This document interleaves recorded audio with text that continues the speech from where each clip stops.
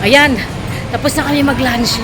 Buting-ting. Ang laki na ng charge ko, 5,000. O, ayun na. O, diba? Tapos na kami mag-lunch. So, ngayon, papasok kami dito sa KSL kasi magpapa-Julish ako at magpapa-appointment kami ng aming massage, guys.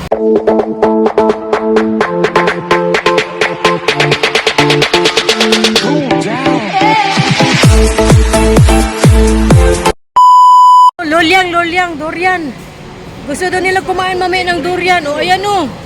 Di ba ano yan? Bolwa? Ano, boloko? O yung lansunis? Dupo. Yung matigas kasi, buloko ang tawag nila. So, ito yung... Ayan. Sus, ginuko yung durian. O, lolyang. Dali tayo, durian o. Oh. Ayan, durian. O, durian. Ang tawag niya din sa Chinese, lolyang. Sana mas masarap. Yun doon binabalatan. Yun doon masarap doon, no. Mamaya ka lang, dali ka. Kakain na ba kayo? Dali ito. Papatikimin doon nila ako ng lolyang. Papatikimin doon nila ako ng durian. Kasi itong dalawa, mahilig kumain ng durian. Sa buong buhay ko, guys, hindi pa talaga ako nakatikim ng durian. So, mamaya daw, titikim kami. Bibili ako ng cellphone, yung casing, guys, no. Ayan, papalitan ko ng casing kasi dito mura. Tingnan natin. Mili tayo. Have or no? This one? Yan. Mura lang. How much this one? This one, 58 ringgit?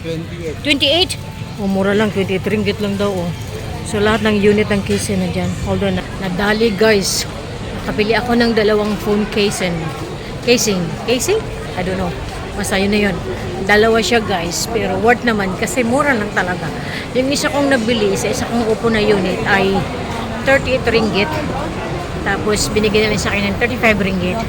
Tsaka yung isa naman is 28.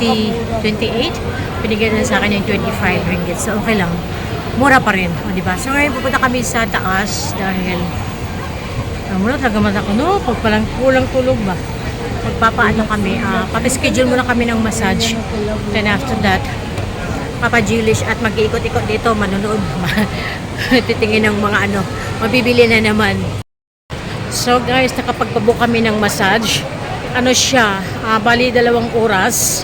1 hour ang foot, tapos 1 hour ang back, at saka arms.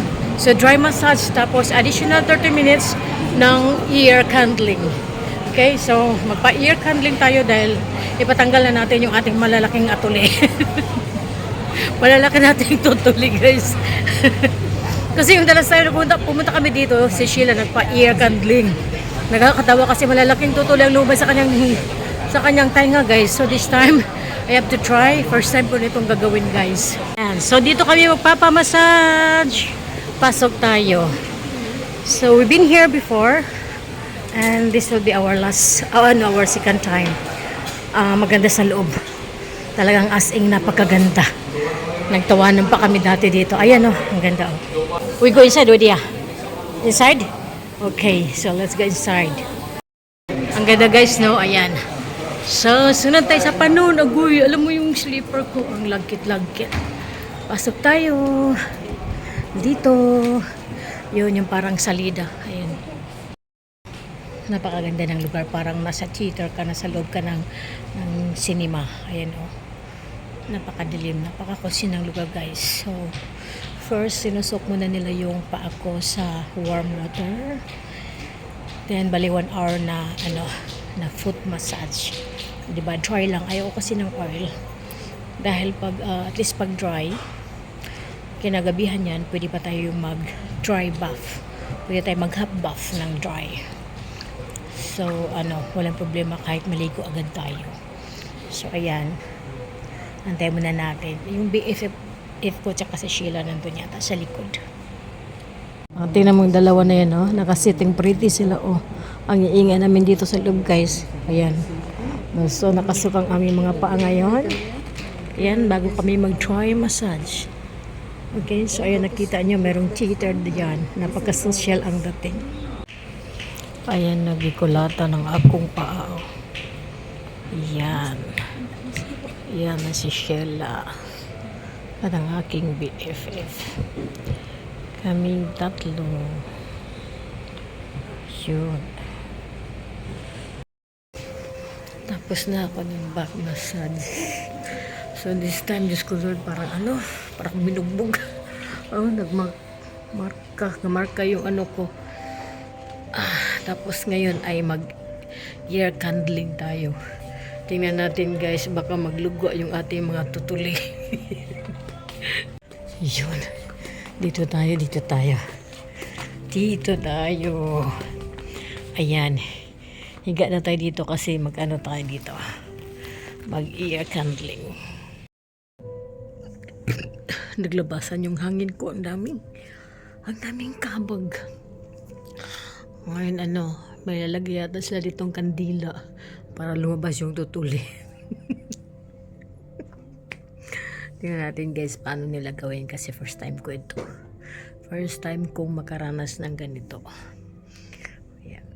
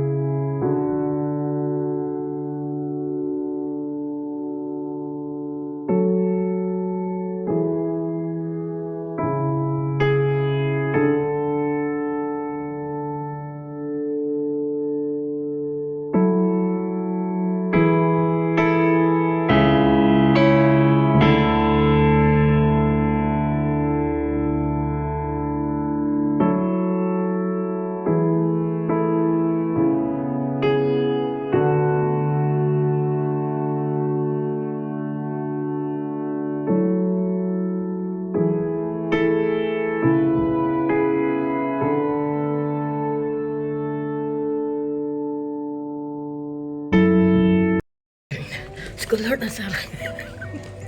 Ang sarap sa pakiramdam. Napakasarap. Kasi parang sinasak out yung dirt from your ear. Left and right. So, sarap sa pakiramdam guys. So, this time magsaserve sila ng ginger tea. Yun dalawa, hindi ko alam kung tapos na ba sila. I have to wait for them outside. Magpapanel gelish na tayo guys. Ayan o. Ayun. So, kahit ang pag-remove ng gelish, meron din siyang charge. About 3 ringgit. So, yan. So, kailangan i-remove yan para lagyan ng bagong kulay. O, diba? Tapos, ayan o. Siya ang gumawa na. Siya nagpili nito. Dito yung lettuce daw. Ayan. Arte. So, natapos na rin, guys. Huwag ka-artihan, guys. So, worth lang siya. Ano? About... Actually, is $70. Tapos, nagbigay ako ng tip na... 70 ringgit pala. So, nagbigay ako ng tip na 10 ringgit para naman matuwa yung gumawa. Kasi, hindi siya marunong mag-English. Action lang. Siya ang nag-recommend ng kulay na to. O, di ba guys? So, masaya na ang aking araw. Nakapag-massage kami at nakapag-pajelish ako dito. Diba? Okay, ngayon. Baba daw kami guys kasi ano, papakainin daw nila ako ng durian. Oh my Lord. So, thank you so much guys. Babos guys. See you in my next vlog guys.